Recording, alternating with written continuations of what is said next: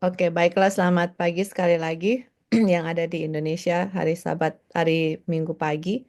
Kita di sini hari Sabat sore.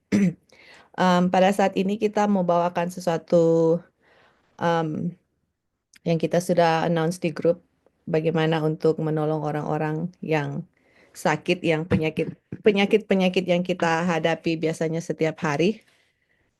Tetapi sebelum kita ke situ, kita cuman mau kasih sesuatu untuk kita semua dan saya juga sendiri suatu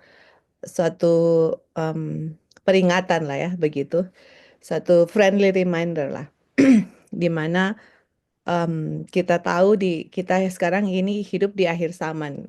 Kita semua sudah tahu itu ya, banyak sekali tanda-tanda yang sudah menunjukkan bahwa kita hidup di akhir zaman, di mana em, di Amerika berita-berita mulai dimunculkan bahwa Independence Day kan di Amerika itu 4th of July ya, tanggal 4 Juli 2026. Dan di mana di saat di Independence Day itu mereka mau apa namanya, mau mengeluarkan satu undang-undang yang mana hari Minggu itu adalah hari di mana untuk apa, day of rest begitu ya, hari untuk bangsa itu istirahat lah begitu.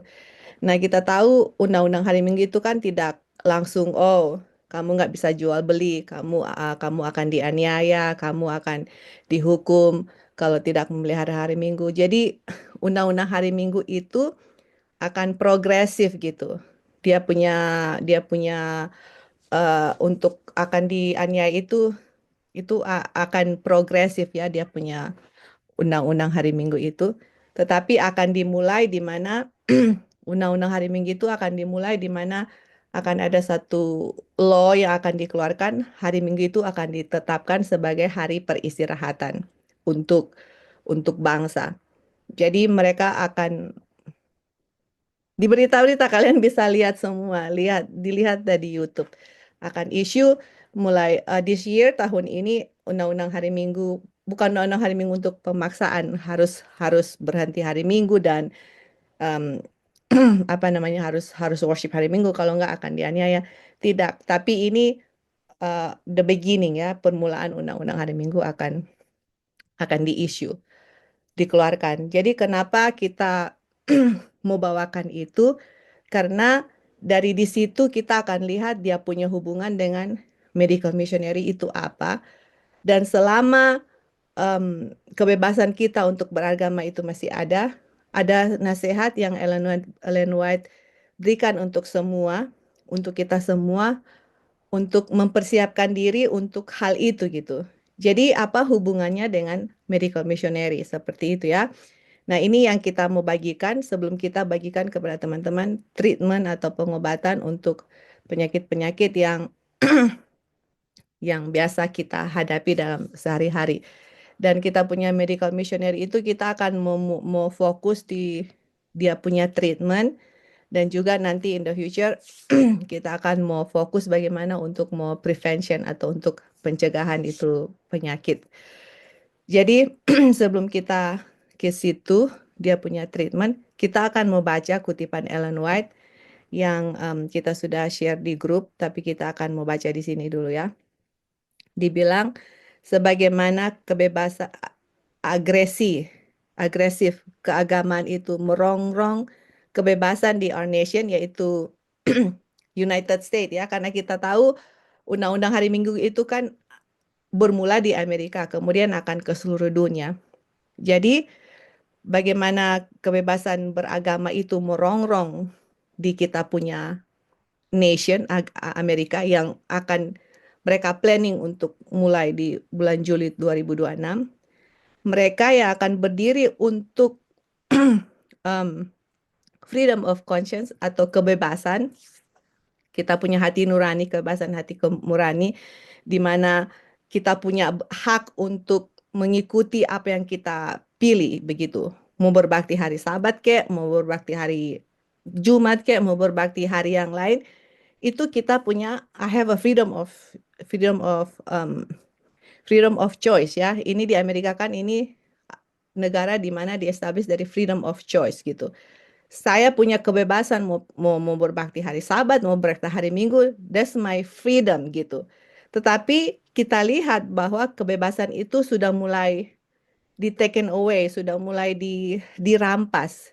Jadi sementara kita melihat kebebasan beragama kita mulai dirongrong, dan orang yang mau berdiri untuk kebebasan beragama itu akan ditempatkan di posisi yang tidak menyenangkan. Jadi kalau kita mau berbicara bahwa, oh, kita kan punya kebebasan beragama gitu. Saya mau berbakti hari apa, that's the freedom. Kita di negara ini punya freedom.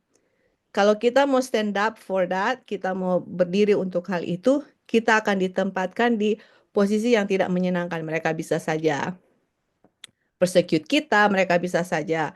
Sekarang kalau kita lihat di mana-mana, siapa yang mau stand up for the truth, tiba-tiba dibunuh, tiba-tiba something bad happen begitu ya.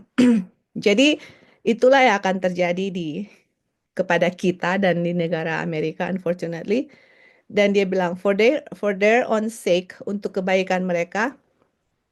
Jadi untuk kebaikan mereka atau untuk kebaikan kita semua, mereka seharusnya sementara, jadi di saat kita melihat what's going on in United States, sementara kita melihat bahwa kebebasan beragama itu sudah mulai diambil, oke? Untuk kebaikan kita, selama kita masih punya kesempatan di bulan ini, kita harus pintar ya atau intelligent, harus tahu, harus bisa tahu apa itu kita harus bisa tahu atau pintar sehubungan dengan penyakit, penyebab penyakit itu, pencegahan, dan penyembuhan. Jadi teman-teman, waktu di saat kita sudah melihat what's going on, ya, apa yang terjadi di Amerika itu, kita selama masih ada kesempatan. Ini coba kita lihat dari bulan apa sekarang. Right now is January ya, bulan Januari. Februari, Maret, April, Mei, Juni, Juli. Ada 6 bulan, at least setidaknya sebelum dikeluarkan Blue Law atau undang-undang untuk hari Minggu sebagai hari peristirahatan, kita itu masih ada kesempatan untuk tahu penyakit, apa penyebab penyakit itu apa, bagaimana mencegahnya, bagaimana untuk kita menyembuhkannya. Terus dibilang, mereka yang melakukan hal ini atau kita yang mau tahu penyakit, bagaimana apa penyakit itu, pencegahannya, penyembuhannya, akan menemukan field of labor anywhere. Kita akan mempunyai pekerjaan di mana-mana. In other words, kalau kita tahu bagaimana untuk menolong orang yang sakit, kita itu nggak takut akan kehilangan pekerjaan. Kalau teman-teman lihat di YouTube video orang-orang yang diinterview bagaimana AI itu kita semua tahu ya AI yang mereka bilang mereka itu akan mau take over job. Mereka akan mau ambil orang-orang yang bekerja itu, orang-orang yang bekerja, tunggu ya sebentar. Ya, jadi AI itu atau agency intelligence itu mereka yang akan take over pekerjaan, eh, kita lupa berapa persen pekerjaan yang akan di take over oleh AI gitu. Jadi manusia itu seakan-akan akan hilang ya. Kita mau bikin apa gitu. I don't know what to do karena pekerjaan itu sudah di take over oleh AI begitu. Tetapi dibilang di sini kita langsung ingat kutipan Ellen White ini ya. Kalau kita tahu mengenai penyakit, kita tahu mengenai pencegahan penyakit, penyebab penyakit, cara menyembuhkan, kita nggak akan takut akan kehilangan pekerjaan. Right? Dia bilang akan menemukan field of labor, lapangan kerja di mana saja. Terus dibilang, there will be suffering ones, plenty of them. Akan banyak orang yang menderita, yang akan memerlukan pertolongan. Bukan hanya orang-orang yang di dalam gereja kita, tapi kebanyakan orang-orang yang tidak tahu kebenaran. Jadi teman-teman kita mau friendly reminder aja untuk kita semua bahwa kenapa sih kita mau belajar medical missionary? Karena kita sudah tahu ya, selain kita sudah belajar in the past bahwa kita mengikuti akan teladan Tuhan Yesus, you know, Tetapi kita sudah tahu bahwa kebebasan beragama di Amerika sendiri itu kita sudah melihat akan di taken away, bahwa mereka akan mengeluarkan undang-undang untuk Sunday is the day of rest, dan progresif Sunday law itu akan become progresif. Selama kita masih ada kesempatan, ini Ellen White bilang ya, kapan kesempatan itu? Ya, kesempatan itu right now, sekarang, untuk bagaimana kita bisa menolong orang-orang yang menderita penyakit, bagaimana untuk menolong mereka mengetahui kenapa mereka sakit, pencegahannya dan juga penyembuhan, dan banyak sekali orang yang akan sakit bukan hanya di gereja kita, tapi orang-orang yang di luar sana yang tidak tahu kebenaran Tuhan. Oke? Dan kemudian kutipan berikut yang kita mau bagikan kepada teman-teman adalah ini. Berikut ya. The true medical missionary. Jadi ada orang-orang yang mengaku, oh ya, saya medical missionary, saya medical missionary. Tetapi medical missionary yang sejati atau yang benar itu will be wise, akan bijaksana dalam pengobatan orang yang sakit, using remedies that nature provides. Jadi true medical missionary, orang-orang yang mau bekerja, yang nanti kebebasan beragama itu akan di taken away, oke? Terus kita tahu AI akan take over banyak sekali pekerjaan, dan orang-orang yang tahu mengenai penyakit, cara penyembuhannya, cara pencegahannya akan menemukan pekerjaan di mana saja, tetapi bagaimana mereka menyembuhkan orang yang atau menolong orang yang sakit itu, mereka akan menggunakan natural remedy atau pengobatan alami yang disiapkan oleh alam, right? Kemudian mereka akan melihat kepada Kristus sebagai penyembuh yang sejati dari penyakit. Jadi itu natural remedy itu sebagai apa ya kita mau bilang, itu natural remedy itu bukan penyembuh, dia itu sebagai medium atau alat yang Tuhan gunakan untuk menyembuhkan orang itu, dan by faith, dengan iman orang itu bisa disembuhkan. Tapi kita waktu melakukan pekerjaan medical missionary atau memberikan treatment natural remedy kepada orang-orang yang sakit, kita akan point kepada Yesus sebagai penyembuh yang sejati. Terus habis itu dia bilang the principle of health reform, atau prinsip-prinsip kesehatan harus dibawa kepada kehidupan pasien itu.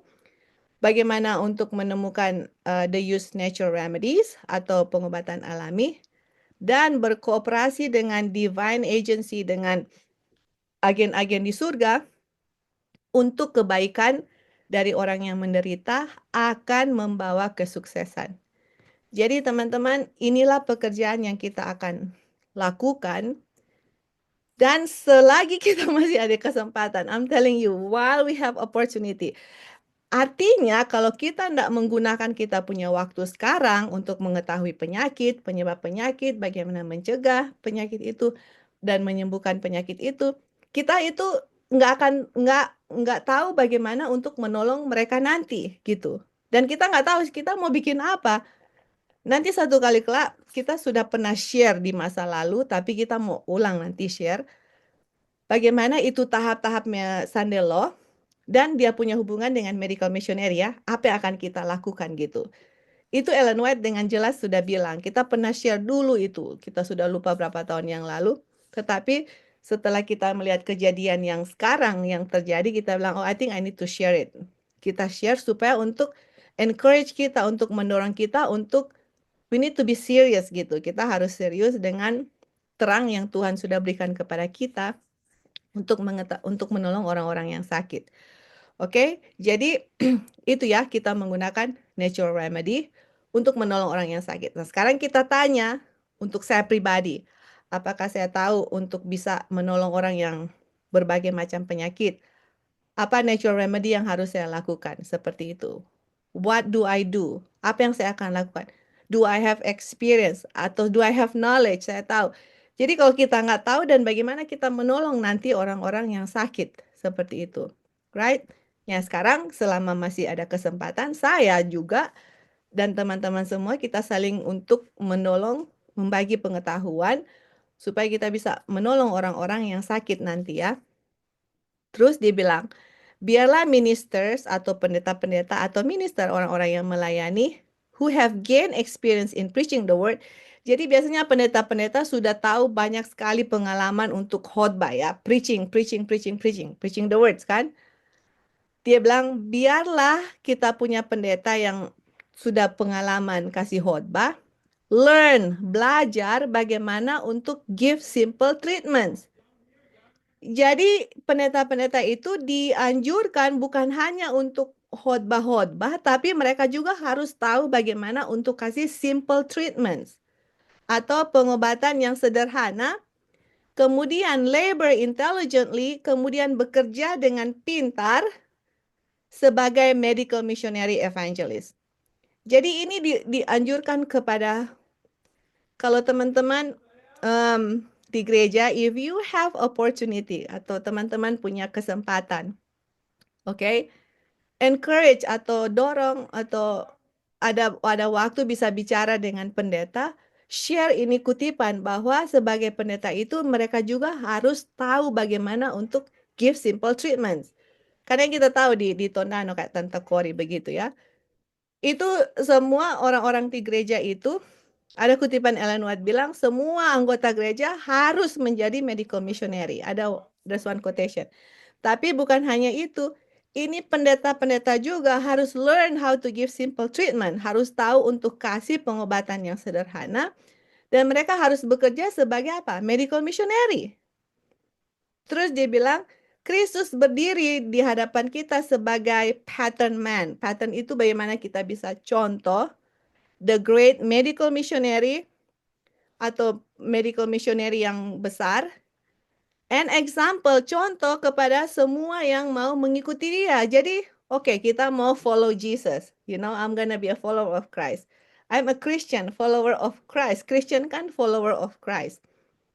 Jadi kalau kita mau bilang saya Christian atau saya Kristen, saya pengikut Kristus, kita lihat Kristus bikin apa? Dia bikin medical missionary ya, menolong orang, right? Jadi kita mengikuti Tuhan Yesus sebagai contoh sebagai medical missionary.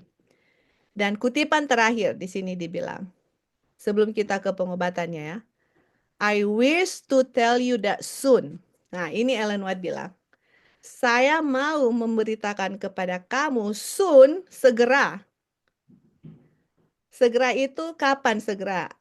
Segera itu ya kita sudah sangat singkat kita punya waktu ya. Tidak akan ada lagi pekerjaan yang akan dilakukan dalam bidang pelayanan kecuali medical missionary work. Jadi kalau kita mau melayani orang, dia bilang, nggak akan ada lagi pelayanan yang akan kita bisa lakukan selain pekerjaan medical missionary. Soon, Ellen White bilang. How soon? It's very soon. Kalau Ellen White bilang di waktunya dia itu soon atau segera, kalau saya lihat di waktu saya, it's so soon, very soon. Dengan kita lihat what's going on right now, udah sangat singkat teman-teman. Kita masih ada kesempatan yang sangat singkat untuk mempelajari hal itu. Dia bilang, pekerjaan melayani adalah untuk melayani. Our ministers, kita punya pelayan atau pendeta-pendeta, atau kita ya minister, are to work, harus bekerja on the gospel plan of ministering. Dalam Injil, pelayanan rencana untuk melayani dengan apa? Dengan our ministers are to work, kita punya minister akan bekerja on the gospel plan of ministering. Yaitu melayani ya. Dan Ellen White punya kutipan yang lain, dia bilang, medical missionary itu adalah gospel in practicality. Medical missionary itu adalah gospel, kalau kita mau bicara mengenai gospel, right? Kalau kita mau bicara Injil, medical missionary itu adalah kita punya praktek. Jadi gospel itu bukan hanya teori, gospel itu harus praktek. Prakteknya itu adalah bagaimana gospel itu kan adalah bagaimana Tuhan menyelamatkan kita. Kabar baik, Tuhan datang untuk menyelamatkan kita. Bukan hanya kita tapi menyelamatkan semua orang. Tapi bagaimana itu gospel itu atau Injil itu diberitakan kepada orang-orang supaya hati mereka itu terbuka, yaitu dengan prakteknya, yaitu melayani mereka, kan minister to them. Yesus aja datang untuk minister, untuk melayani, bukan untuk dilayani ya. Dan Tuhan punya method untuk kita di akhir zaman ini adalah kita melayani mereka menggunakan natural treatment, oke? Supaya kita bisa menolong mereka untuk look up to Jesus atau untuk apa namanya? Atau untuk mereka memandang kepada Kristus sebagai penyembuh yang sejati, bukan hanya kita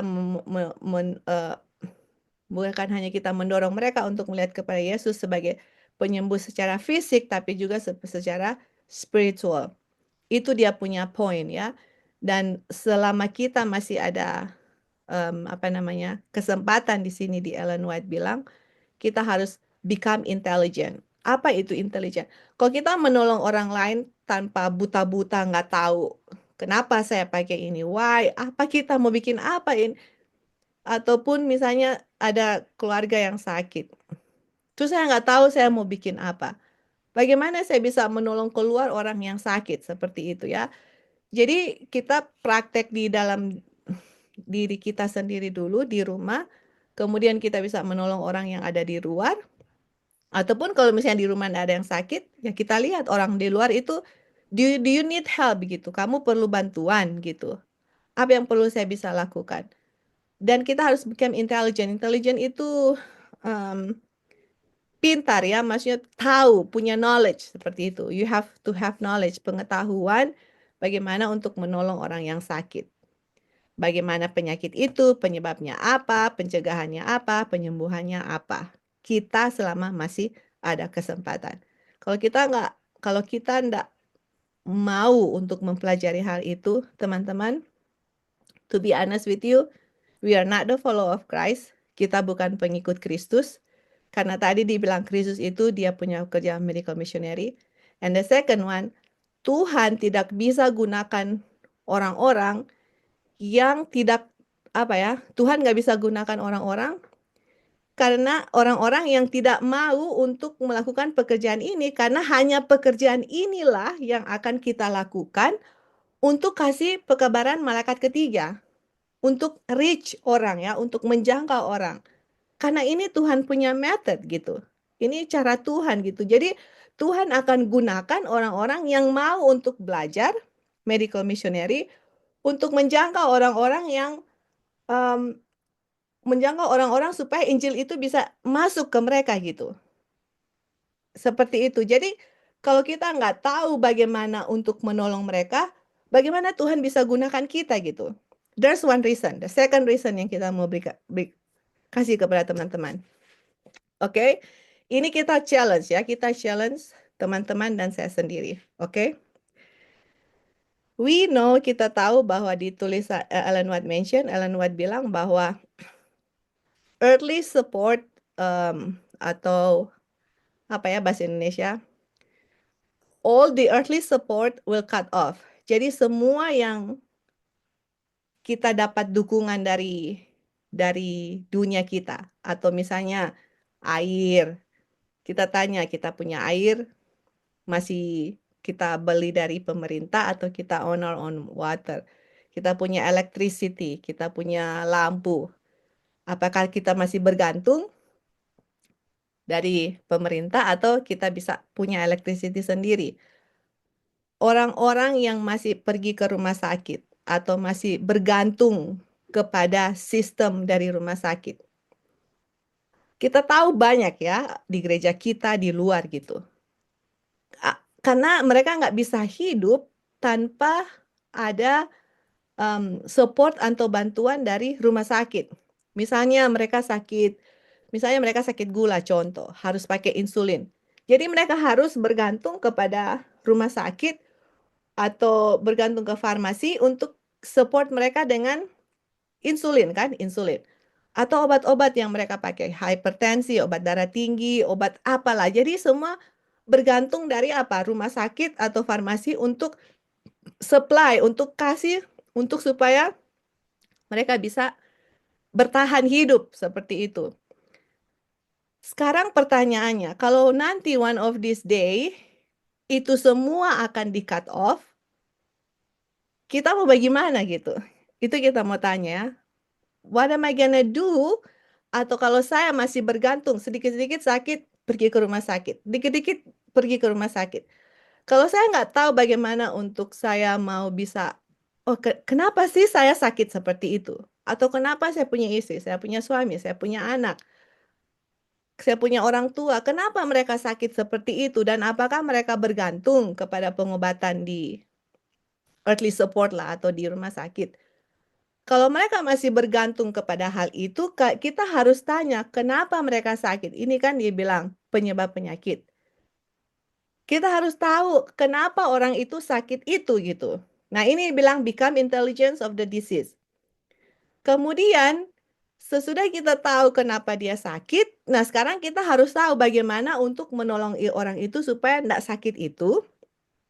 In meanwhile, di waktu sebelum kita, kan pengobatan itu misalnya orang penyakit autoimmune disease yang kita sudah bagikan, misalnya orang penyakit diabetik atau penyakit penyakit gula gitu. Kenapa dia sakit gula? Atau kenapa dia sakit apa namanya arthritis begitu. Kenapa?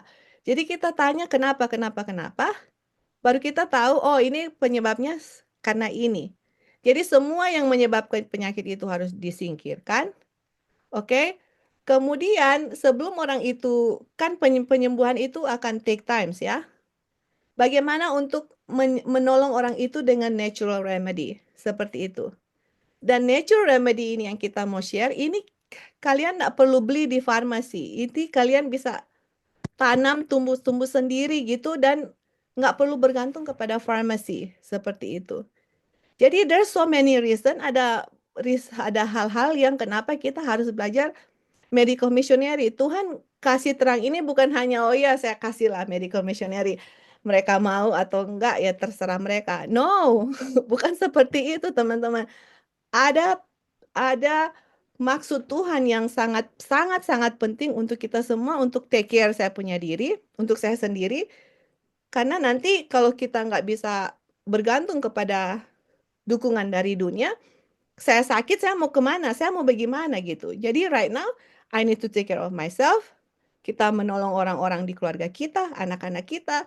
Kalau sakit ini bagaimana saya harus help mereka, seperti itu. Dan kita mendapatkan pekerja di mana saja dan kita tidak bergantung kepada sistem dari dunia untuk support kita gitu, untuk menolong kita kita sakit gitu. Dan kita tahu banyak sekali orang, apalagi di Amerika ya, banyak sekali orang yang sakit. I know, even inside the church, even di Seventh-day Adventist, bergantung kepada farmasi untuk supply mereka punya obat-obat. Kalau enggak, waduh, mereka punya penyakit gula kah, punya darah tinggi kah, macam-macam penyakit yang masih bergantung kepada dunia. Mereka nggak mau untuk, "Kenapa kok saya sakit ini?" Gini, gitu. Kenapa? Bagaimana untuk nggak bergantung lagi? Padahal Tuhan sudah punya bermacam-macam cara untuk menolong kita untuk bisa nggak perlu untuk bergantung kepada dunia, gitu. Ada Tuhan punya cara sendiri untuk Dia bisa menolong kita gitu, asal kita punya pengetahuan. Belajar teman-teman. We need to become intelligence. Kita harus punya knowledge karena kita punya waktu sangat sedikit. I'm telling myself juga ya untuk hal ini karena waktu kita memang sangat sedikit. You guys, if you have time, look at your YouTube channel begitu ya. Di Advent punya orang-orang Advent, orang-orang luar, everybody is talking about Blue Law, about Sunday Law. Jadi Tuhan kasih warning dan Tuhan juga kasih jalan keluar untuk kita supaya kita bisa prepare. Jesus is coming soon. Jesus is coming soon. We need to get ready. Kita harus prepare untuk hal itu supaya kita bisa Tuhan gunakan untuk bisa menolong orang-orang yang memerlukan pertolongan supaya Injil Tuhan itu bisa masuk ke mereka dan kita tidak bergantung kepada dunia. Seperti itu ya untuk kita punya kesehatan dan orang-orang juga akan melihat bahwa kita adalah orang-orang yang sehat dan kita bisa kasih pekabaran kesehatan dan mereka bisa disembuhkan secara fisik dan mereka bisa disembuhkan secara spiritual karena mereka tahu yang menyembuhkan mereka itu adalah Tuhan Yesus. Alright, sebelum that's the background yang kita mau kasih pada saat ini untuk bagaimana kita menolong orang yang sakit. Teman-teman ada tambahan di sini sebelum kita kasih dia punya treatment?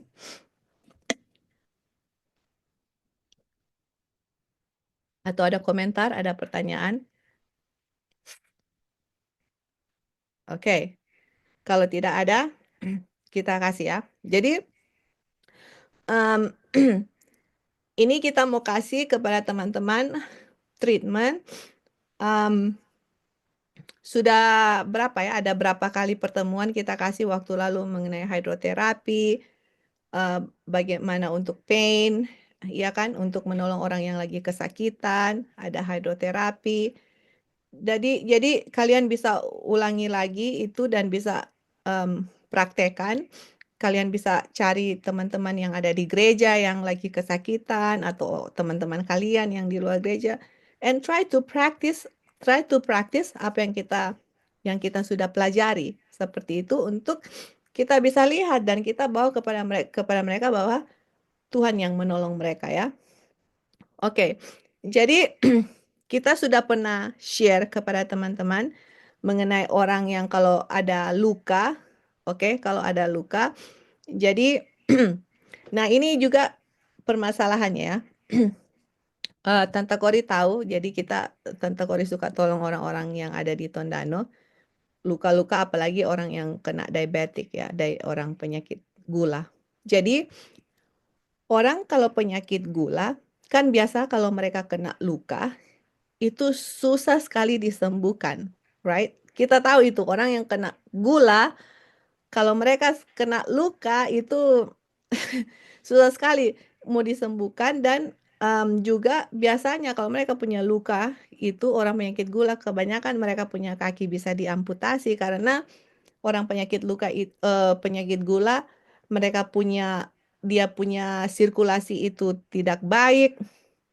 Oke, dan dia punya dia punya darah itu kandungan kadar gulanya itu tinggi. Jadi orang yang sakit penyakit diabetik itu susah untuk dia punya luka sembuh. Nah, untuk orang yang penyakit diabetik atau penyakit gula, untuk menolong dia punya luka, kita tidak bisa hanya untuk obati dia punya luka. No. Kita harus change dia punya lifestyle. Oke, kita harus cari tahu kamu punya makanan itu apa, kamu punya lifestyle itu apa. Dari situ kita bisa lihat gitu dan kita harus change dia punya lifestyle. Dan kalau sesudah kita change dia punya lifestyle, itu otomatis itu luka itu kalau dia punya blood sugar atau dia punya gula darah itu kembali normal, itu otomatis itu dia punya luka juga akan cepat sembuh gitu loh. Tapi kalau kita hanya treat dia punya luka itself tanpa menolong orang yang bagaimana untuk dia punya penyakit gula itu sendiri, itu nggak akan bisa menolong mereka gitu. Malah dia punya luka itu akan tambah lebih parah gitu ya. Jadi ini harus overall semua harus kita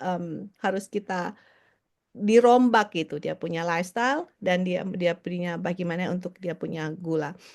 Uh, kita nanti coba usahakan nanti untuk kita kasih dia punya karena kita harus cari juga dia punya bahan-bahan makanan di Indonesia karena kalau di Amerika di sini berlimpah ya itu makanan-makanan yang sehat itu berlimpah di sini. Tapi kalau di Indonesia kita harus cari tahu apa yang available di sana untuk bisa cooperate dengan mereka punya diet. Tapi yang paling penting right now, sekarang ini untuk menolong orang yang penyakit gula, kita harus stop itu gluten.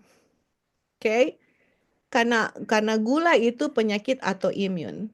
Autoimun itu penyebab utama penyakit autoimun itu yang kita sudah belajar itu gluten atau makanan-makanan dari gandum. Kita usahakan makanan-makanan yang kalau bisa kalau apa namanya, singkong, ubi lebih baik itu daripada gandum atau beras putih gitu. Kalau ada brown rice itu lebih bagus gitu. Terus makanan-makanan yang raw atau makanan-makanan yang eh, apa yang tidak dimasak, buah-buah, kalau buah-buah diusahakan buah-buah yang glycemic indexnya rendah, jangan kasih yang banana, tapi kasih makanan-makanan yang kadar gulanya rendah, buah-buah, sayur-sayuran begitu. Dan kemudian itu gula, kita harus watch untuk orang-orang yang gula, walaupun makan makanan sehat tapi gulanya harus harus harus sedikit ya, jangan banyak. Nah, itu untuk pengobatan orang yang diabetik. Kemudian kalau dia ada luka, nah ini kita sudah pernah share waktu lalu. Jadi kalau kalau luka biasanya kan kalau luka orang yang diabetik itu kalian kasih apa? Kasih em, eh, normal saline ya, normal saline untuk bersihkan luka. Tapi kalau di pelajaran di medical missionary ini dibilang untuk dikasih garlic tea. Garlic tea itu kenapa? Bawang putih. Bawang putih itu 3 bawang putih, 3 cloves of bawang putih, 3 siung bawang putih, 1 cup water, satu gelas air.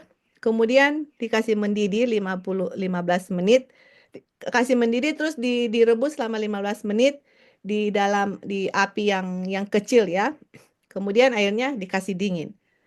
Nah, itu digunakan untuk membersihkan luka orang penyakit diabetik atau any kind of wounds ya. Kenapa? Karena di garlic itu ada antibakteria, antiviral. Sedangkan kalau di normal saline itu nggak ada properti untuk antiviral, antibakteria itu hanya hanya untuk membersihkan luka gitu. Jadi ini yang diperlukan untuk membersihkan luka. Kalau teman-teman ada luka atau apalagi orang-orang yang kena diabetik. Nah, ada 2 option kita bisa lakukan. Kita bisa pakai um, teh bawang putih atau juga onion broth atau bawang bombay. Kan bawang bombay itu besar ya. Jadi seperempat bawang bombay kalian cut. Kalau besar dikasih seperempat. Kalau kalau kecil setengah. Jadi dipotong terus satu satu gelas air dimendidih, kemudian apinya dikasih kecil 15 menit, kemudian airnya itu digunakan untuk membersihkan luka. Jadi bisa bisa menggunakan bawang putih, bisa menggunakan bawang bombay. Dua-dua itu punya properti yang sama untuk menolong antibakteria, antivirus untuk menolong luka. Jenis luka apa saja kalau kita mau kasih bersih, pakai itu. Kenapa? Karena bandingkan dengan bawang putih dengan hal yang berikut adalah bawang putih dengan onion, bawang putih dengan bawang bombay itu kan kalian bisa tanam sendiri. Apakah kita harus bergantung kepada rumah sakit untuk kita beli normal saline? Saya nggak perlu bergantung kepada farmasi untuk saya mau beli normal saline, air free, bawang putih dengan bawang bombay kita bisa tanam sendiri. Jadi di Sandelo saya nggak bisa jual beli, iya kan? Contoh. Tapi saya punya bawang putih dengan bawang bombay. Jadi untuk teman-teman yang sudah ada country living atau masih belum ada country living terus ada tanaman, tanam sendiri bawang putih dengan bawang bombay gitu. Untuk kita bisa menolong orang yang luka ya, seperti itu. Nah, kalau luka juga untuk orang yang penyakit diabetik atau any kind of luka ya, kita sudah pernah share ini, kalian bisa review di video berikut, di video sebelumnya. Nah, kalau misalnya orang yang penyakit diabetik, ada dua metode kalian bisa bikin. Ini kalian bisa mix itu honey atau madu dengan turmeric powder atau turmeric itu kunyit, dia punya powder kunyit itu satu satu satu banding satu. Jadi misalnya 1 sendok makan honey, madu, 1 sendok makan kunyit, kalian mix itu dua-dua itu kemudian ditaruh di luka atau di orang punya luka diabetik. Nah, biasanya kalau honey, kalau misalnya luka orang itu sudah sangat dalam kan sudah kena di sarafnya kan sensitif sekali ya dan kalau honey itu kalau madu itu kan biasanya kayak berat gitu ya. Jadi kalau taruh di luka yang sudah agak deep gitu sakit gitu. Makanya onion layers atau apa namanya bawang bombay layers dari bawang bombay itu ditaruh di luka itu biasanya nggak sakit gitu. Nah ini madu dengan onion layers itu mereka akan menolong untuk menyembuhkan luka dan onion atau bawang bombay ini dia punya properti yang sangat bagus yaitu dia bukan hanya menyembuhkan tapi dia akan memperbaiki tisu atau jaringan yang sudah rusak dari luka itu dia akan mempercepat memperbaiki tisu itu. Jadi bawang bombay ini sangat efektif untuk luka gitu. Kalau kalian kena kebakar kita touch something yang kebakar ya kebakar gitu kita punya tangan luka orang kebakaran dipakai onion layer gitu. Jadi ada satu testimoni ini anak dari seorang dokter di Amerika, dia itu orang dari Filipina, dia punya anak gitu. Jadi anaknya itu kebakar dia punya tangan. Right, sesudah dia kebakar dia kasih air dingin run with the cold water kemudian ditaruh di lapisan onion gitu ya. Langsung ditaruh lapisan onion. Jadi dibilang di situ biasanya kan orang kalau kebakar biasanya orang suka pakai apa? Aloe vera. Aloe vera itu lidah buaya. Tapi dibilang di sini onion atau bawang bombay lebih efektif dari lidah buaya. Jadi waktu dia kebakar terus dari ditaruh ditempel dengan bawang bombay, itu dia punya em, apa namanya? Dia itu kan biasanya kan kalau kebakar kan biasanya agak bengkak, kalian ada lihat ada blister gitu akan keluar. Tapi kalau ditaruh di onion, kalau taruh onion layers atau ditaruh layer dari bawang bombay secepat mungkin, dia nggak akan blister, teman-teman, dan dia nggak akan sakit. Biasanya kalau orang kebakar itu sakit kan? Dia nggak akan tapi harus cepat gitu ya, secepat mungkin ditaruh, ditempel, kemudian itu, and then dia bilang the next day itu, jadi dia nggak sakit the next day itu. Biasanya kalau orang kebakar itu kan kayak ada tanda kebakar, dia bilang nggak ada tanda apa-apa. Begitu powerfulnya, sangat sangat luar biasa ini onion layers, ini bawang bombay untuk wound application atau juga untuk orang yang kebakar gitu.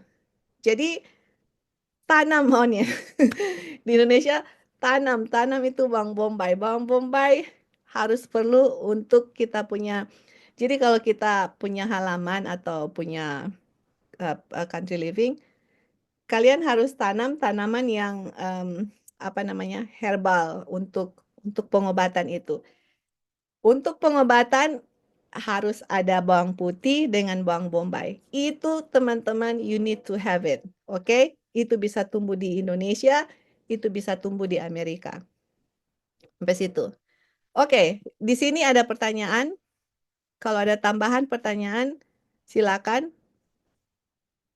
Kalau enggak ada, kita akan lanjut ya. Kalau teman-teman ada pertanyaan, go ahead silakan bertanya. Kita akan jawab kalau kita tahu. Kalau kita enggak tahu, kita bisa jawab next time. Oke, yaitu luka. Oke, luka atau kebakar. Berikut, swelling on tissue. Jadi biasa, oke, biasa teman-teman biasanya kita tahu ya, kita pernah dulu. Kita tahu Onang juga pernah dulu. Itu biasanya di kita punya kuku itu kan ada biasanya kuku yang masuk ke daging itu. Terus waktu kukunya itu masuk ke daging, apa yang terjadi? Kita punya kita punya kuku apa daging itu yang di sekitar kuku itu di nail itu akan jadi bengkak, oke, akan merah. Kalau mau pegang itu sakit, sepertinya ada nanah.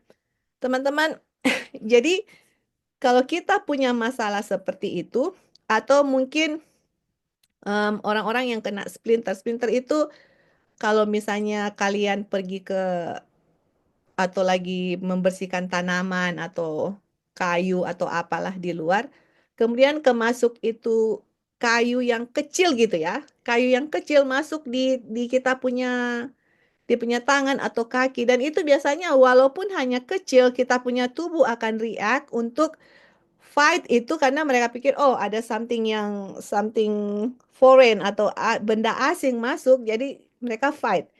Jadi waktu kita punya imun sistem fight itu, jadi biasanya ada bengkak, ya kan? Itu peradangan ya. Ada bengkak, ada merah gitu, itu splinter. Atau kalau teman-teman jalan ke seleo terus kakinya bengkak. Nah, any kind of tissue inflammation itu namanya tissue, jaringan, inflamasi, pembengkakan di kita punya jaringan itu yang terbaik yang untuk kita lakukan adalah bikin potato poultice atau kentang di poultice. Caranya adalah kalian parut itu kentang, right? Parut itu kentang, kalau ada paper towel, taruh taruh paper towel dulu, parut itu kentang, dilipat itu paper towel, and then taruh di mana yang bengkak di situ, kemudian di wrap pakai pakai press and seal atau anything lah yang kalau di Indonesia nggak ada press and seal, pakai apa aja untuk supaya di um, supaya dia punya poultice nggak jatuh, dan kasih biar gitu 1 malam, atau kalau siang taruh pagi kasih keluar sore. Itu onion itu akan pull, akan tarik itu benda asing, akan tarik itu infeksi, akan tarik anything, dia akan pull gitu ya, dia akan kasih keluar itu semua yang bikin bengkak gitu. Orang yang bengkak karena dia keseleo, dia akan kasih turun dia punya pembengkakan. Dan ada satu em, apa namanya? Ada satu pengalaman dari seorang ibu. Jadi ini bukan hanya teori-teori ya, ini sudah orang-orang sudah alami gitu. Jadi ada satu ibu yang dia punya baby. Dia punya bayi. Jadi dia punya penis atau dia punya kelamin itu bengkak gitu. Jadi bengkak terus dia nangis nangis nangis. Jadi kalau kalian punya baby terus dia punya alat kelaminnya itu bengkak, nangis-nangis, mau bawa ke rumah sakit juga mereka, mau bikin apa gitu, pasti dicek lab, ini ada peradangan atau apa, atau tapi untuk mau kasih stop itu anak nangis karena dia punya kelamin itu, dia punya penis itu sudah bengkak, mau bikin apa gitu ya. Jadi kan ini tisu ya, ini jaringan bengkak gitu, mau bikin apa. Nah, akhirnya ibu ini disuruh untuk kasih uh, potato poultice atau kentang poultice. Dibikin kentang poultice, ditaruh di situ. Right after ditaruh di kentang poultice, ditaruh di dia punya penis, dia itu stop crying, dia langsung berhenti nangis, dan dia bisa tidur 2 jam. 2 jam ketiduran karena dia nangis-nangis terus. Terus mamanya ganti dia punya diaper, nggak ada masalah lagi, teman-teman. Nah, kentang, sekarang kita mau tanya kentang. Kalian mau beli kentang di farmasi atau mau beli kentang di rumah sakit? Kentang bisa ditanam sendiri. Di Indonesia bisa tumbuh, di sini bisa tumbuh. Jadi Tuhan itu memberikan kita natural remedy yang sangat simple dan efektif dan bisa tumbuh di mana-mana. Of course ya, ada herbal yang bisa tumbuh di Amerika, yang nggak bisa tumbuh di Indonesia, atau sebaliknya yang bisa tumbuh di Indonesia yang nggak bisa tumbuh di sini. Tapi ini natural remedy yang di-share di sini, ini bisa tumbuh di mana-mana gitu dan itu sangat efektif. Jadi kalau kita tolong orang yang ada pembengkakan, any kind pembengkakan, mereka bilang pun pembengkakan di mata pun, kalau kita lihat di mata itu bengkak, bisa dikasih potato poultice gitu, akan menurunkan dia punya pembengkakan. Jadi amazing ya. That's why makanya bilang kita harus punya apa? Pengetahuan, dan ini pengetahuan yang kita share sama teman-teman em, adalah sudah digunakan oleh orang-orang di sini yang saya bilang sudah, yang mereka punya lifestyle center atau small sanitarium. Dan ini juga pengobatan ini, teman-teman, di medical missionary ini kan ada beberapa dokter ya yang ambil ini kelas. Mereka praktekkan ke keluarga mereka Dan mereka anjurkan ke mereka punya pasien-pasien. Kalau mereka sakit ini, dikasih suruh pakai ini, pakai.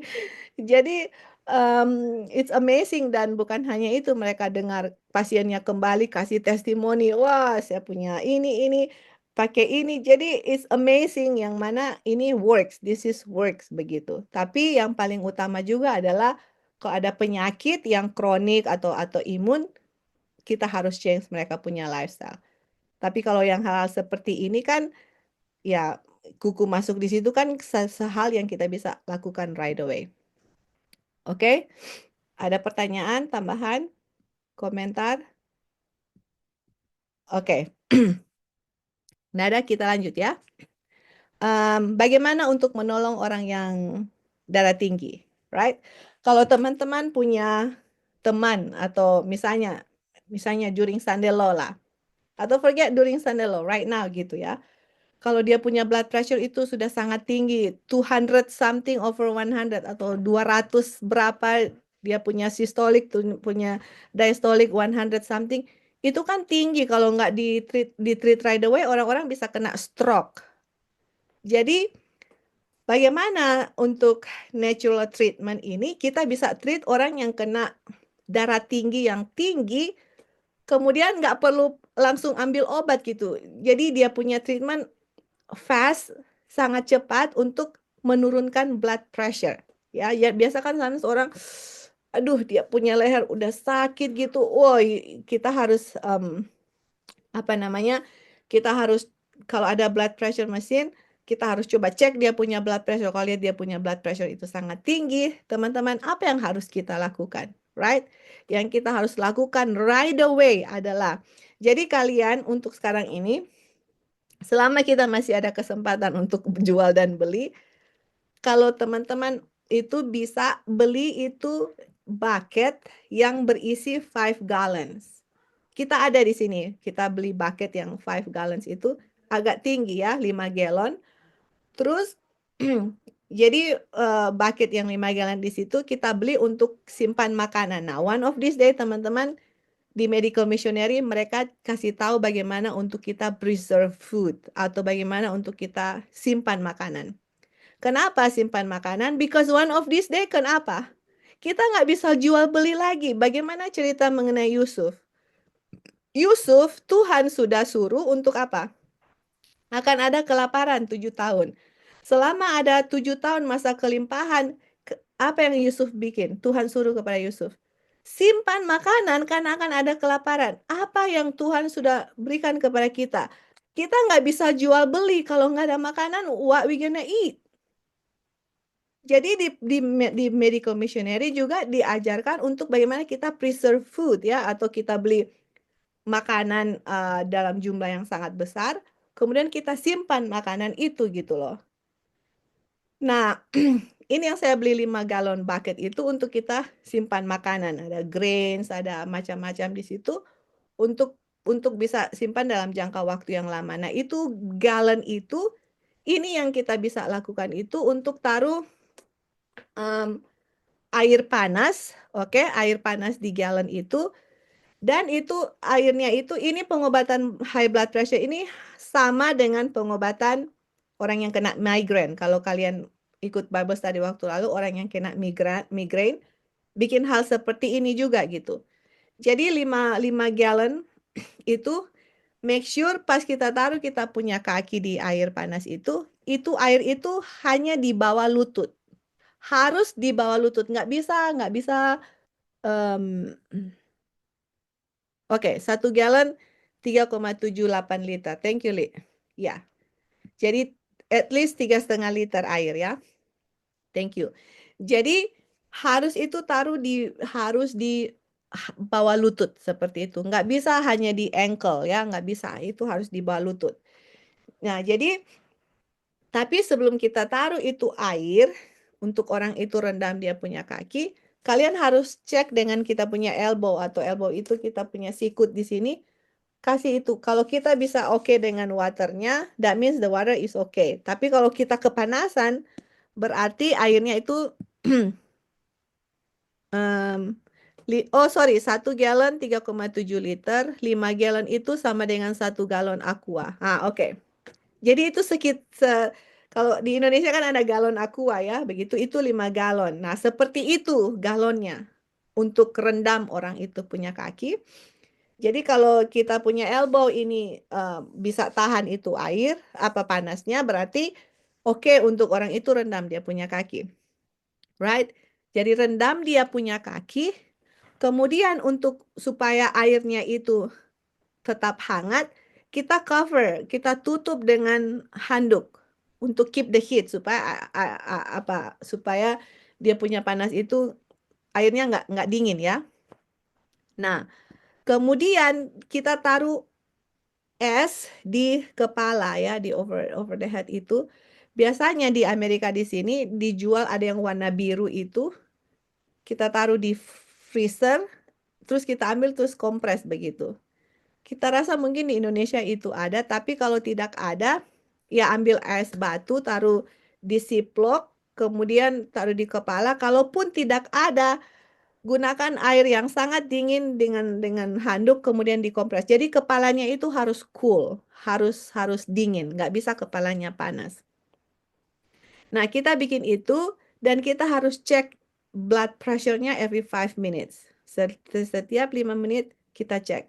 Kita lihat oh dia punya apa namanya? Dia punya blood pressure, dia punya tekanan darah mulai turun, mulai turun. Terus kita tanya sama orang itu, kamu punya normal blood pressure itu seperti apa gitu? Berapa biasanya kamu punya normal gitu? Kita di keluarga kita punya mama punya tekanan darah itu sangat rendah ya. Tapi ada orang yang tekanan darahnya itu, kita punya mama tekanan darahnya biasanya 95, 100, itu dia punya normal gitu. Tapi ada orang yang 90-an, 100-an itu sudah rendah untuk dia gitu. Jadi everybody is different, setiap orang itu berbeda. Tapi normal biasanya blood pressure itu normalnya itu 120/80 gitu normalnya. Tapi we have just to ask, tanya orang itu, kamu punya normal blood pressure biasanya berapa gitu. Dan kita cek, kalau misalnya dia punya blood pressure sudah turun, kita lihat sudah go back to dia punya normal, we can stop the treatment gitu. Makanya kita harus cek dia punya blood pressure ya, seperti itu. Dia punya blood pressure. Jadi kalau sudah go back to normal atau sudah turun, kita akan stop dia punya treatment. Yang ya kita harus stop dia punya treatment kalau dia punya blood pressure sudah turun.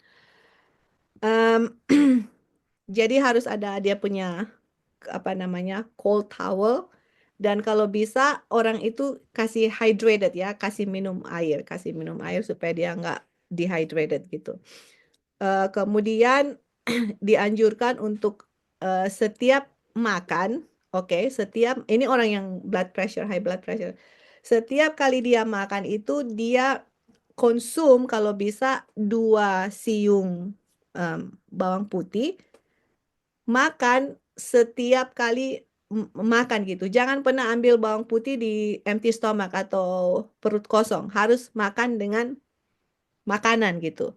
Kenapa? Bawang putih itu bisa menurunkan kadar kolesterol. Jadi bisa saja orang itu tinggi, dia punya blood pressure-nya high blood pressure, karena dia punya kolesterolnya tinggi gitu. Right? Jadi garlic ini, bawang putih ini sangat efektif untuk banyak sekali penyakit. Menurunkan kadar kolesterol, antibakteria, virus, dan jadi bawang putih tanam ya, bawang putih harus ada. Nah sekarang kita mau tanya, ini air dengan bawang putih, kalian mau beli di farmasi? Apa harus pergi ke rumah sakit untuk tolong orang yang ini? Ya enggak kan, itu Tuhan sudah provide gitu. Jadi kita mau kasih kembali untuk kita berpikir bahwa we don't need to depend on hospital. Kita nggak perlu bergantung dari rumah sakit atau farmasi untuk menolong penyakit ya. Dan juga yang sangat penting itu harus dia makan anti-inflammatory diet. Nah ini yang nanti kita bilang, kita mau search dulu di Indonesia apa yang available. Kemudian kita bisa bagi dan bisa kasih dia punya menu, dia punya protokol. Karena protokol yang kita ada di sini, yaitu yang ada di Amerika dan belum tentu di Indonesia ada seperti itu ya. Oke, so far ada pertanyaan sampai di sini? Oke, Ya, halo. ya, go ahead. Ya, go ahead, Li. Jadi pertanyaan mungkin di kentang itu kayak dia mengandung apa kira-kira. Jadi untuk kita jelaskan juga ke pasien, oh ini kentang mengandung apa yang sebagai antiinflamasi itu supaya Ya, ya. penjelasannya apa namanya Betul, betul, betul. ilmiah gitu kan. Nah, Ya, iya. that's right. Thank you, Li. Iya, jadi nanti next time kita cari mengenai, kita kasih mengenai kenapa pakai kentang. That's a good question ya, karena berikut kita kasih orang yang sore throat, kita kasih kenapa kasih ini mengandung apa, tapi yang kentang ini kita nggak taruh. But anyway, nanti kita taruh berikut ini, I think kita taruh garlic dengan onion tadi di bawah nanti. Jadi kita kasih ya kepada teman-teman. Kenapa kalau misalnya blood pressure makan makan bawang putih, contoh misalnya. Em, di bawah ini kita kasih ada high blood sugar. Ini juga. Kenapa blood sugar makan garlic dengan nanti jadi kalian untuk kasih itu kalian bisa kasih tahu oh ini di kentang ini mengandung ini dan dia bikin ini gitu. Ya, that's good, Li, karena em, apa namanya? Kita nggak kasih di situ because di medical missionary itu mereka ada kelas khusus yang Nature Remedy behind the science ya, ada behind the science itu kenapa pakai itu gitu. Jadi kita pikir oh mungkin one of this day kita kasih itu, tapi sangat bagus untuk Lali bawakan itu supaya kita kasih ini untuk kasih aja gitu. Maksudnya kalau kentang, kenapa pakai kentang? Apa yang di dalam kentang itu yang bisa menolong kenapa harus pakai kentang? Jadi kentang punya properti itu selain full dia punya infeksi, dan itu untuk untuk menurunkan dia punya infeksi, tapi apa di kentang itu yang membuat hal itu? Nah, itu nanti kita kasih ya. Thank you. Dari next time kita akan kasih itu. Ada lagi, Li? Iya, mungkin ini kayak apa tekanan darah itu kan kalau di rumah sakit biasa untuk menurunkan tekanan darah, obat-obat darah tinggi itu untuk melebarkan pembuluh darah atau vasolidat dilatasi Kasih ya. pembuluh darah, dan ada juga yang dia punya pompa kasih low DP, Mhm, dia mhm. punya pulse, DP punya heart rate kasih turun supaya tekanan darahnya nggak tinggi kan, Right, right. artinya volumenya dikasih rate-nya dikasih turun supaya tensi nggak tinggi, dan ada juga yang kasih vasodilator supaya Mhm. intinya kayak selang supaya lebih lebar tekanannya nggak tinggi. Jadi Betul. ini kalau air ini dia Mhm. punya fungsi hot water itu fasolidat fasolid Vasodilator. memperlebar pembuluh darah, Ya, fasilidator. ya. Vasodilator. Iya, iya. Ya, that's right. Betul, betul, betul, Li. Iya, jadi ini dia punya apa namanya rasionalnya. Jadi ini Ya. dia buka itu pembuluh darah supaya lebar agar tekanan darah tinggi. Mungkin untuk kasus-kasus emergensi bagus pakai itu biar nggak pecah. Karena kalau kita biarin itu tensi tinggi bisa pecah itu pembuluh That's right. darah. Ya, exactly. Makanya mungkin ini yang high use harus beli yang tinggi ya kalau cuma mau tarik kaki. Nah ini pertanyaan, ini berapa lama untuk mau pakai itu? Itu dia punya kompres, dia punya rendam di kaki itu Ya, berapa itu lama? itu sampai dia punya blood pressure back to normal gitu. Makanya kan harus cek ini Jadi dan kalau itu ganti terus airnya kalau sudah mulai makanya dingin ganti ya makanya supaya airnya tetap panas kan ini di cover dengan towel atau ditutup pakai handuk atau anything untuk jadi di kakinya itu kan Lali taruh bucketnya. Bucketnya itu kan tinggi gitu ya. Bucketnya itu tinggi. Jadi airnya itu kan di bawah lutut ya. Nah, di bawah lutut itu dengan air harus ditutup dengan apa? Dengan handuk supaya air handuk itu tetap panas. panas. Ya, begitu. Dan uh, so, so often lah jadi kita bisa coba cek-cek gitu, tanya cek-cek. Ini airnya masih panas begitu. Nah, kalau airnya Oke, sudah ya. ya kalau airnya sudah mulai dingin dan blood pressure-nya masih agak tinggi, nah kita bisa Tambah. buang airnya No, kita buang airnya dan kemudian airnya itu bisa ditambah dengan air yang panas. Jadi kasih keluar kakinya, orang itu kasih keluar kakinya, kita taruh airnya panas, kita cek lagi apa airnya oke, baru taruh lagi dia punya kaki. Kita harus continue doing that sampai dia punya blood pressure turun atau at least go back to normal begitu. Oke, ya. Ya gitu, Li. But thank you, Jadi Lali. tidak ada batas waktu ya. Iya, nggak ada batas waktu. Continue doing sampai go back to normal. Karena yang tadi Lali bilang ya, itu high blood pressure kan sangat dangerous. Bisa mempecah pembuluh darah yang tadi saya bilang, bisa orang kena stroke. Kalau nggak ditangani right away, orang itu bisa stroke. Nah, sekarang kalau misalnya, let's say, kalau misalnya kita sudah biasa ya, ambil obat, misalnya beli metoprolol atau any blood pressure medication yang orang sudah pakai gitu. Terus sekarang kalau misalnya nggak bisa jual beli, kita nggak bisa beli obat itu lagi gitu. Apa kita mau bikin gitu? Hydralazine atau kita nggak tahu ya obat-obat di Indonesia itu apa, tapi di sini kita tahu metoprolol, hydralazine untuk kasih turun blood pressure. Nggak bisa jual beli, what you gonna do gitu. Tuhan punya simple remedy, ini air free. Untuk kasih panas itu free, ini garlic ini bisa tanam dan jadi nanti kita ya thank you Li. Jadi that's a good input. Nanti next time kalau kita share lagi kita akan kasih oke, kalau kalau di blood pressure ini misalnya ini orang kasih obat ini bla bla bla bla. Ini obat ini bikin ini kasih turun dia punya, kasih buka dia punya vasodilation, vasodilator, pembuluh darah perbesar. Nah, kalau bikin ini bikin jadi kita bisa punya knowledge juga untuk hal itu gitu. Jadi kalau kita tahu lihat mungkin orang yang kerja di em, apa di medical field, em, tunggu ya. Sister, ada pertanyaan dari Brother Esom. Sebelum kita pengobatan pasien, bolehkah share kebinasaan umum penyebab mereka menderita penyakit itu sehingga kita tahu dan mereka juga penderita sadar dan mau menghindarinya sehingga kita yang mengobati dan mereka yang diobati mau menjaga akibatnya. Kerjasama antara kita yang mengobati dan mereka mau menghindari akibatnya. Thank you. Kebiasaan-kebiasaan. Ya, jadi gini ya, Brother Erson. Misalnya gini ya, orang yang sudah tinggi dia punya blood pressure, misalnya tinggi. Kita untuk mau masuk ke orang itu, kita nggak akan gini. Oh, Om atau Tante, blood pressure-nya tinggi karena Om suka makan daging. Contoh ya, Om suka makan daging, makan goreng-goreng, dan begini, gini, gini. Now, the first thing yang kita bikin itu adalah tolong dulu orang itu right away. Makanya ini dia punya treatment. Tolong orang itu right away, apa yang harus kita bikin? Dia punya darah ini udah tinggi ini, udah mau stroke ini contoh. Di saat kita tahu cara treatment itu, dan kemudian dia punya blood pressure turun ya, turun. Waktu dia punya blood pressure turun, kemudian kita talk dengan orang itu, kita bisa bicara. Om tante gitu misalnya ya, dia punya om punya tekanan darah tinggi itu tinggi sekali, ini bisa jadi stroke dan ini. Tanya apakah om sama tante mau untuk nggak punya tekanan darah tinggi lagi, seperti itu. Oh iya, saya mau.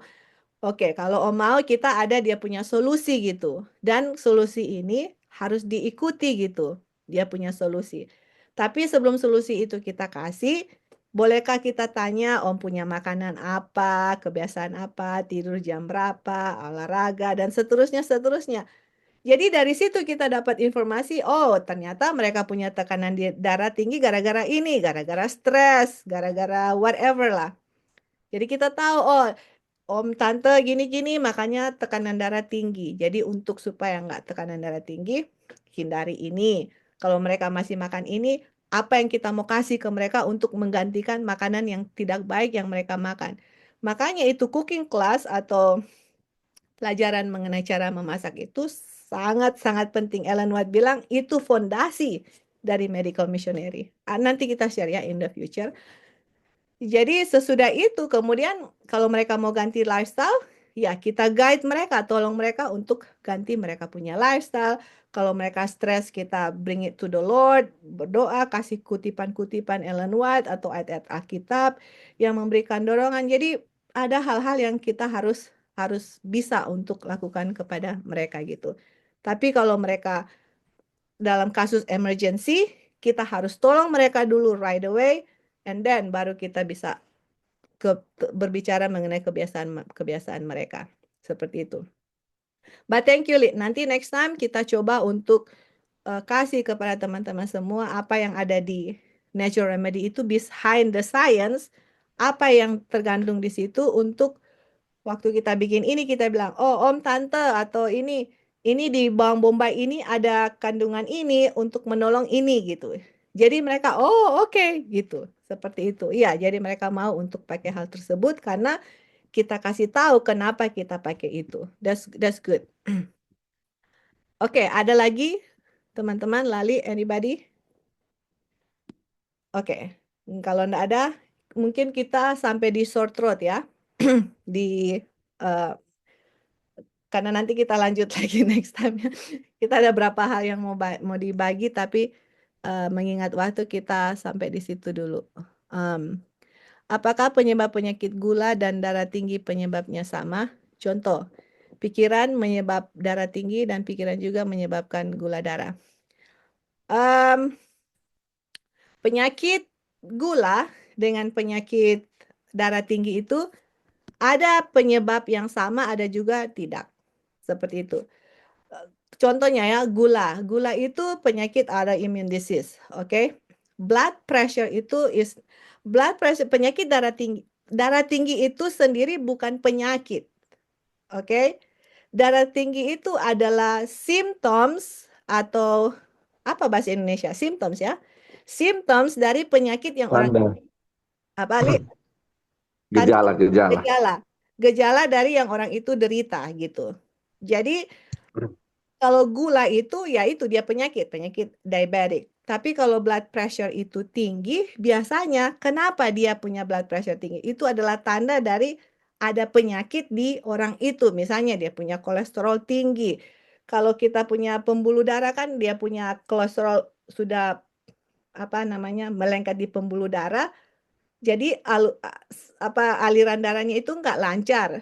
Jadi bikin blood pressure tinggi. Jadi kenapa dia punya tekanan darah tinggi? Gara-gara itu. Atau kenapa dia punya tekanan darah tinggi? Gara-gara stres.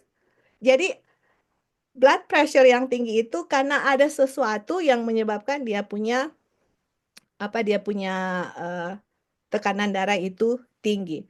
Ada juga penyebab yang sama yang membuat apa namanya yang membuat blood sugar dengan penyakit tekanan darah tinggi. Contoh, makanan yang kita makan. Makanan yang kita makan misalnya makanan gluten, makan makanan yang manis-manis, makanan yang sehat. Dua-dua bisa menyebabkan darah tinggi, dua-dua bisa menyebabkan penyakit gula. Seperti itu. Oke.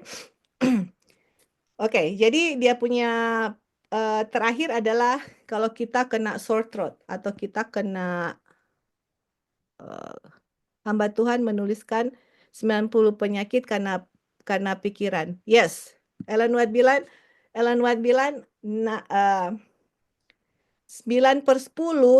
dari penyakit itu berasal dari pikiran. That's so true. Yap. Jadi orang bisa saja makanan sehat, they eat healthy food, tetapi mereka punya pikiran nggak sehat, itu healthy food itu bisa jadi poison to their body.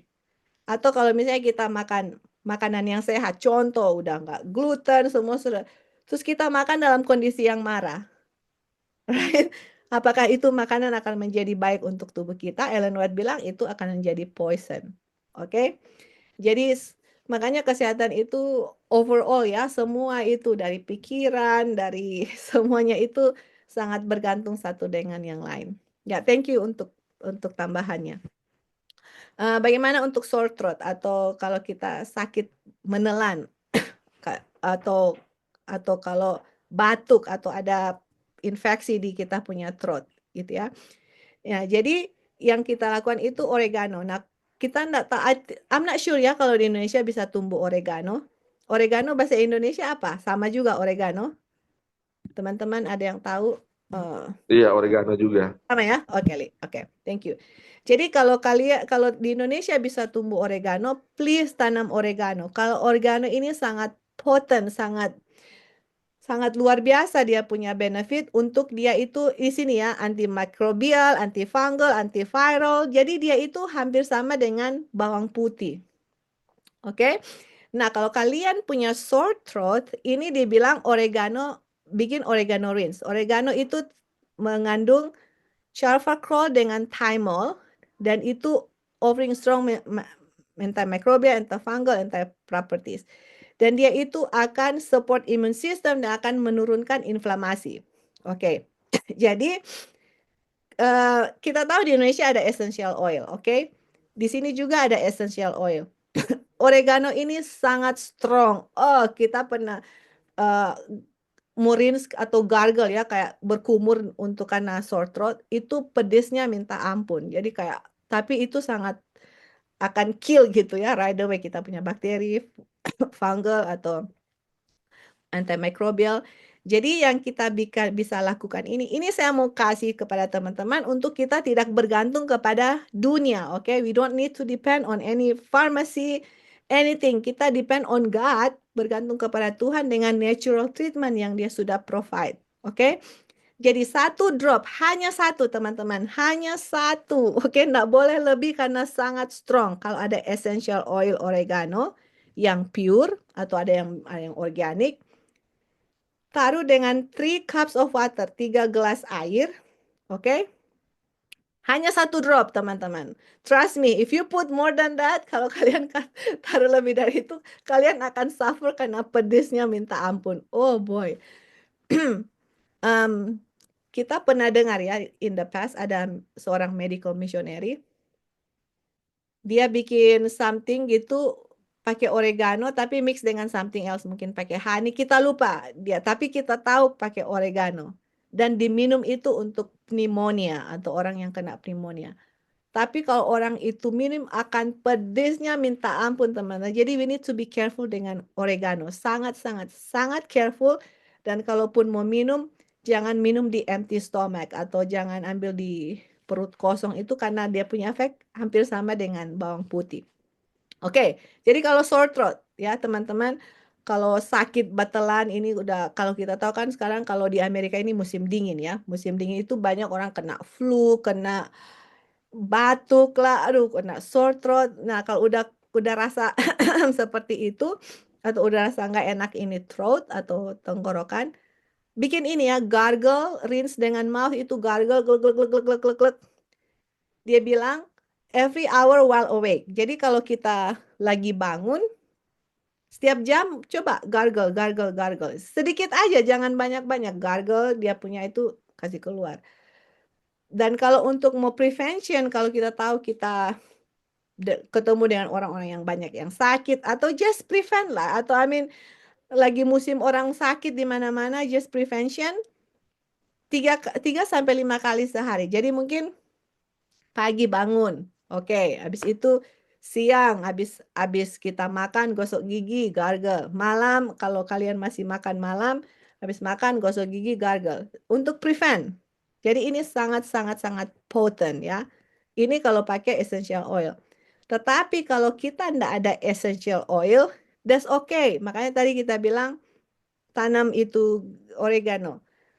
Ambil itu one handful oregano, jadi ambil dia punya satu satu tangan gini, handful, terus 2 cup of water, 2 gelas air, kita rebus itu dan kasih kasih mendidih ya, kasih mendidih.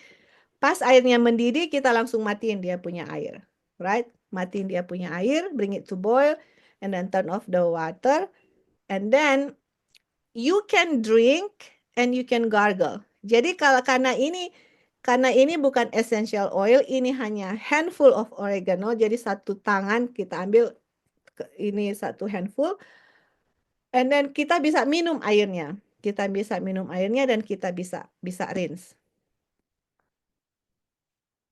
Daun oregano, yes, daun oregano. Thank you. Yes, daun oregano kita minum dan atau kita rinse, dia punya sama dengan yang essential oil tadi.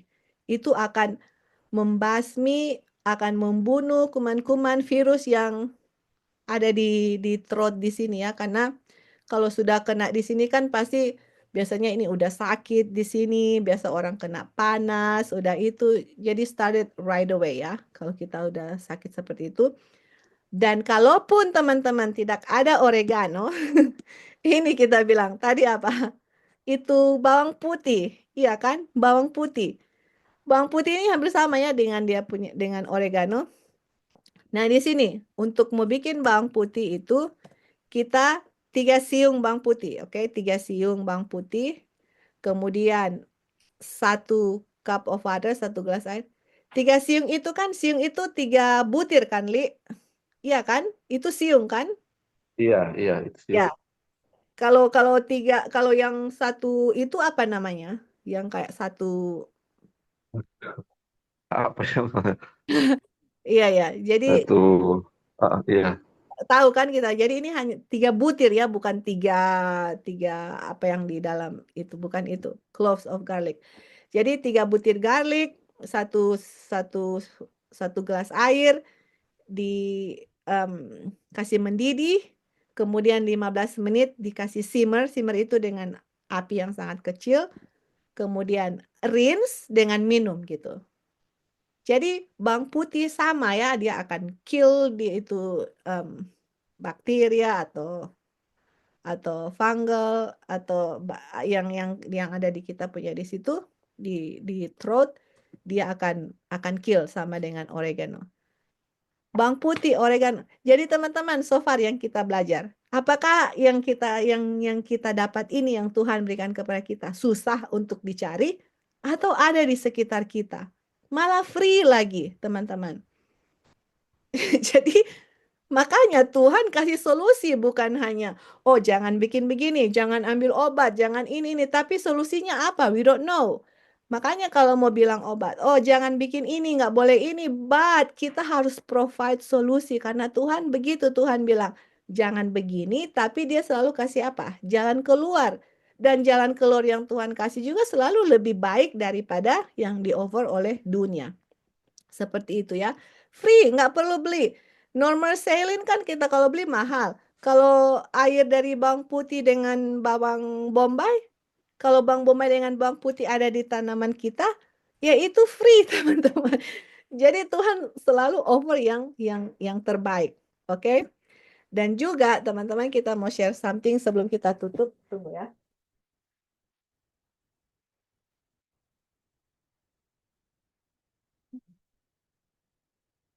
Jadi in the past, oke, di masa lampau, kita ada suka nonton satu orang, dia medical missionary, dia orang orang berkulit hitam. Dia itu, man, I know that God is using dia. God is using him. Karena apa, teman-teman? Dia itu, oke, dia itu daun oregano bongol. Oh, bongol ya, bongol ya. Thank you. 1 siung, 1 clove, 1 bulb bongol. Nah, that's right. Betul, betul, bongol. Thank you, thank you.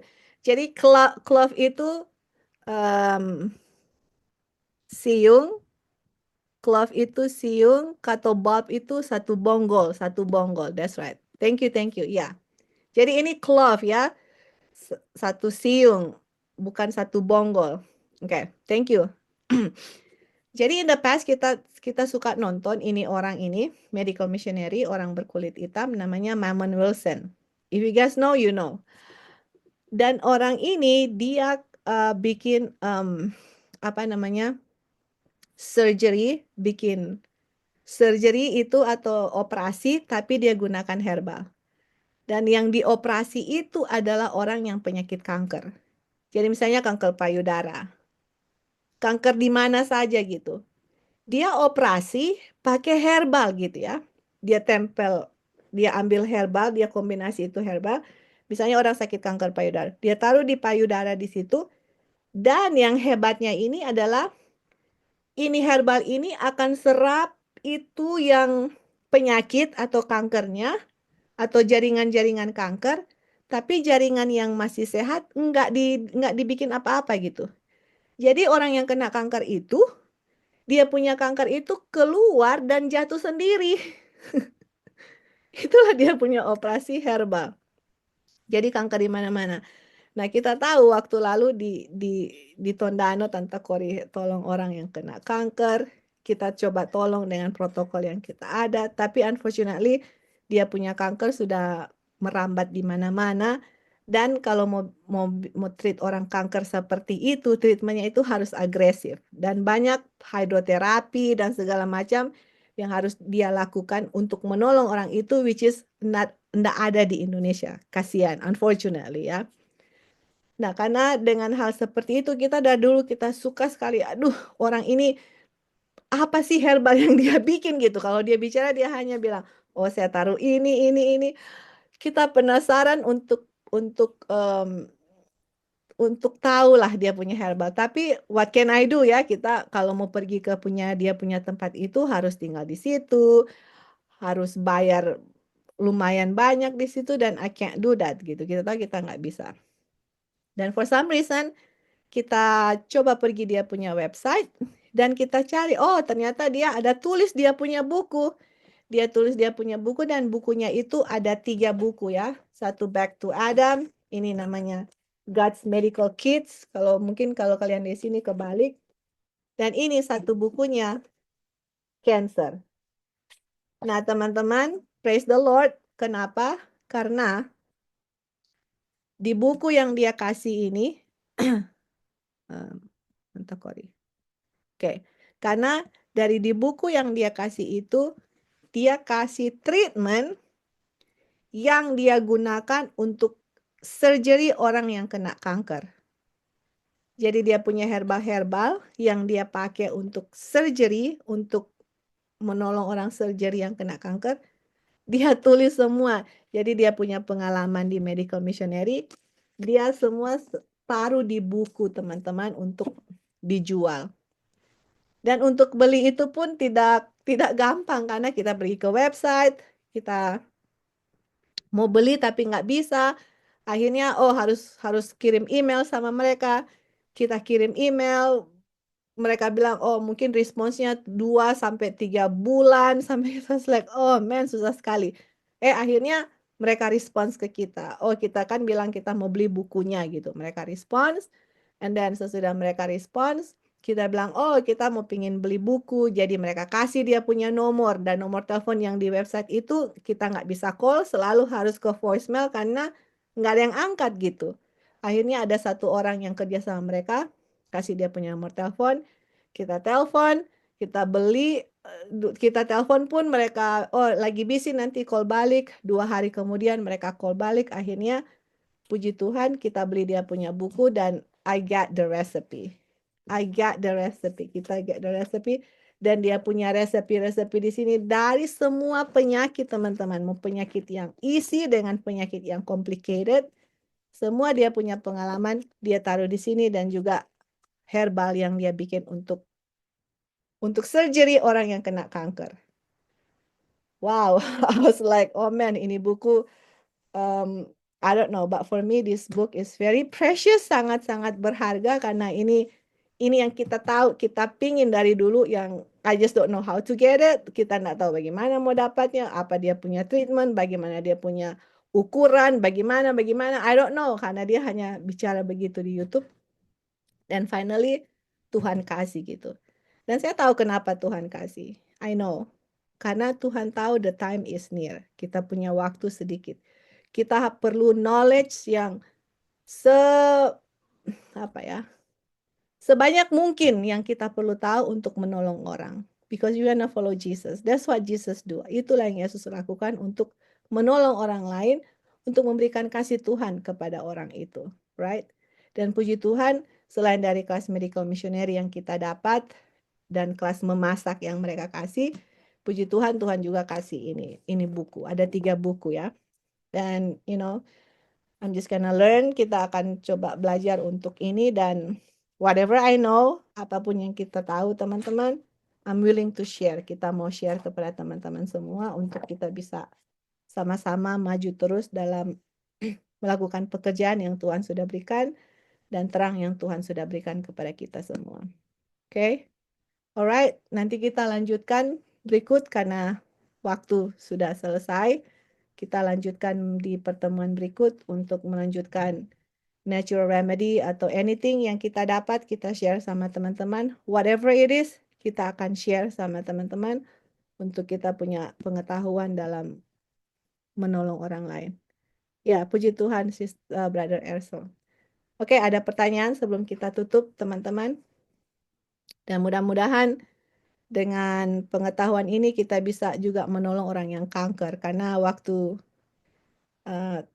ada teman kita apa yang tentang tolong orang kanker di Indonesia, kita sendiri frustrated ya. Frustrated itu karena Lord kita mau bikin apa?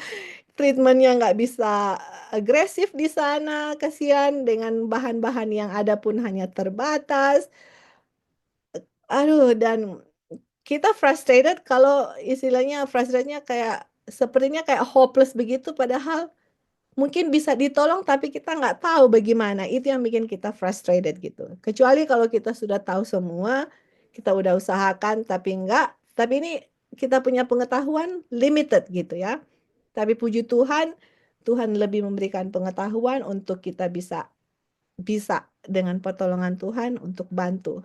At least dari semua yang kita tahu seperti itu. Tapi kita harus ada knowledge ya untuk menolong orang lain. Oke, ada lagi teman-teman tambahan, pertanyaan, komentar sebelum kita tutup. Alright. Kalau tidak ada, begitu. Puji Tuhan, kita sudah selesai. Thank you teman-teman yang sudah masuk dan join kita punya Bible study. Kita akan tutup dengan doa.